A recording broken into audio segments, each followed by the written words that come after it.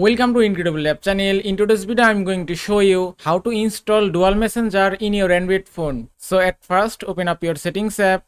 Now from here, scroll down and then go to advanced features. From here, scroll down again, then go to Dual Messenger option.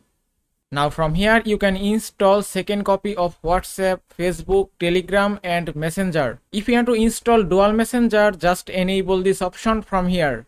Then tap on install.